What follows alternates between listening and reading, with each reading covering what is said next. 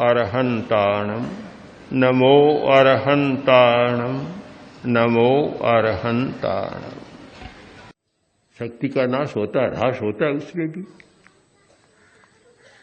शरीर की चेष्टा करता है, उसमें भी होता है, और इंद्रियों की लोलुपता होती है, वहां भी होता है। तो जब प्राण विद्युत कम होती है तो उसमें मनोबल भी कम होता है, काम करने की शक्ति भी कम हो जाती है।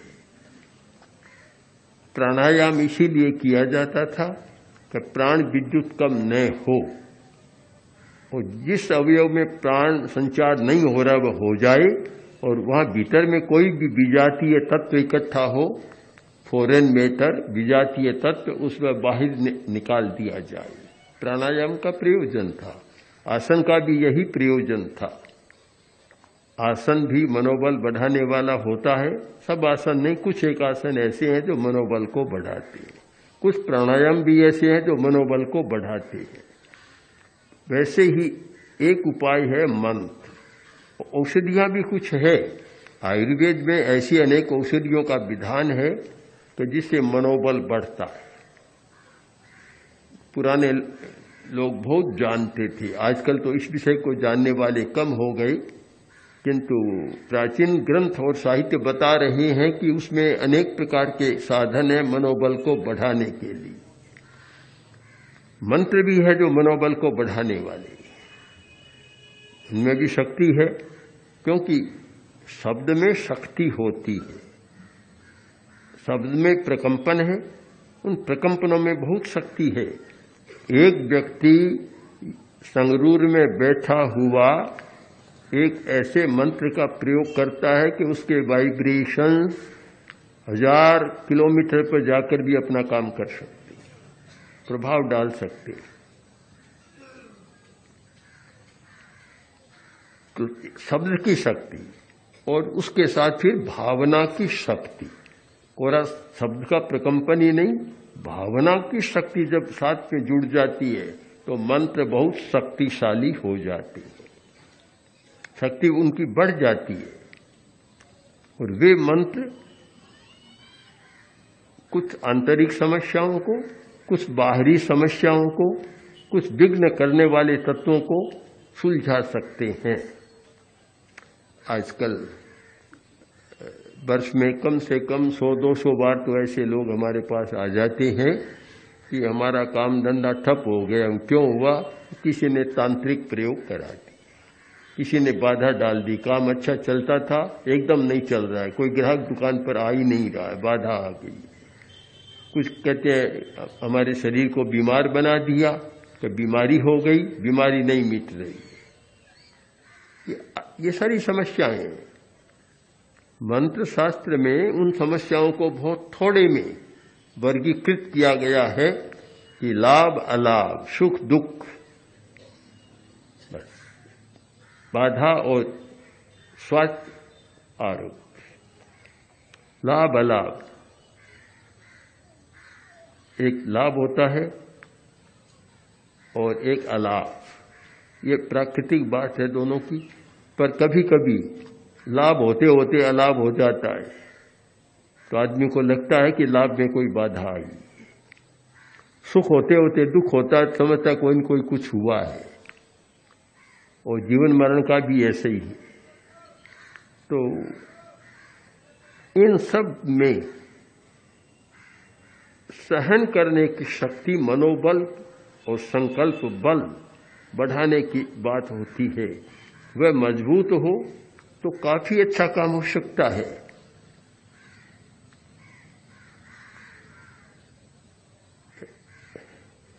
कुछ लोग आते हैं कि पैर काम नहीं करता, हाथ काम नहीं करता, और भी शरीर का अवयव काम नहीं करता, किंतु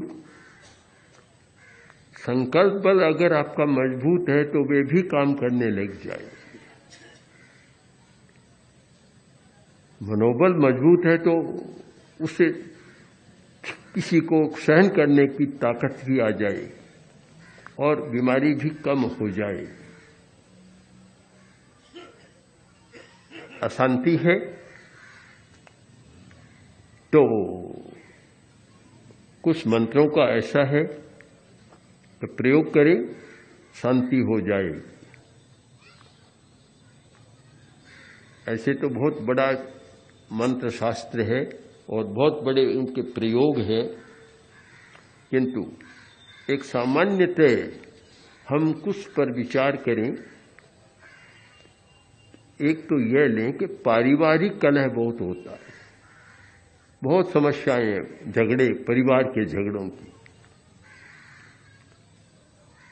हमने प्रयोग किया, एक मंत्र का अनेक लोगों को बतलाया और उन्हें लगा कि परिवार में शांति हो।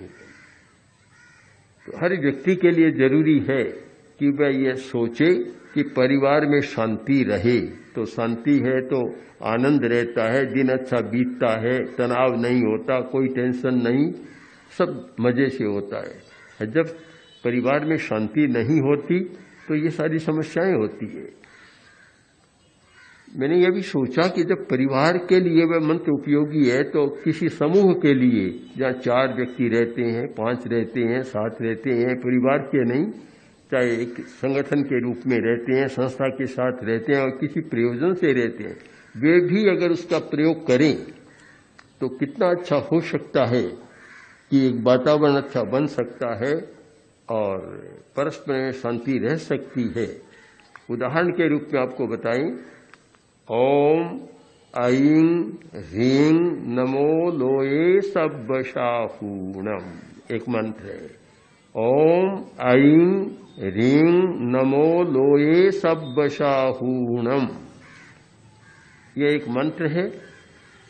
कोई व्यक्ति 108 बार इसका जप करता है और संकल्प के साथ करता है कि इससे परिवार में जो भी एक तनाव का वातावरण, अशांति, क्रोध का वातावरण बना हुआ है वह शांत हो।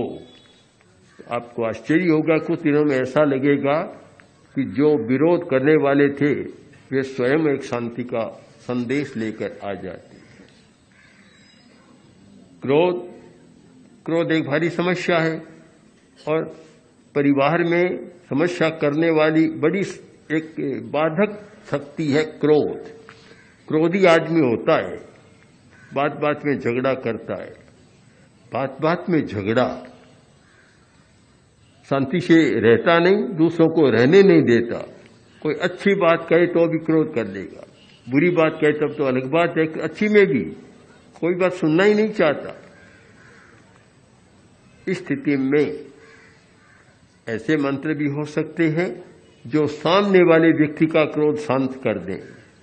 एक तो यह है कि अपना क्रोध शांत करे, एक ऐसे मंत्र भी हैं जो सामने वाले व्यक्ति का क्रोध शांत कर दे, उसको पता नहीं लगता। एक व्यक्ति उसको लक्ष्य कर जब कर रहा है कि मेरे अमुक का क्रोध शांत हो जाए, तो करते करते कुछ दिन ऐसा होता है कि उसका क्रोध भी शांत हो जाता है, बिना कुछ कहे शांत हो जाता है। क्रोधोपशमनी,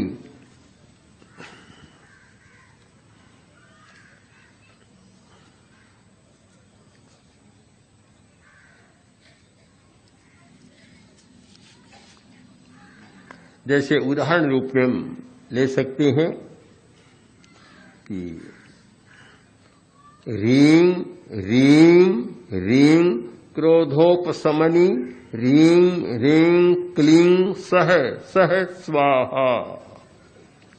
अब एक ऐसा शक्तिशाली मंत्र है कि एक व्यक्ति जो बहुत गुस्सा करता, हर बात में क्रोध करता है, उसको सामने रखकर उसका नाम लेकर और जब किया जाए कि अमुक व्यक्ति का क्रोध शांत हो जाए, मुझ पर क्रोध आ रहा है शांत हो जाए, तो जब करते करते 1-2 सप्ताह में आपको लगेगा कि उसके भीतर भी आपके प्रति प्रेम का भाव प्रकट हो रहा है।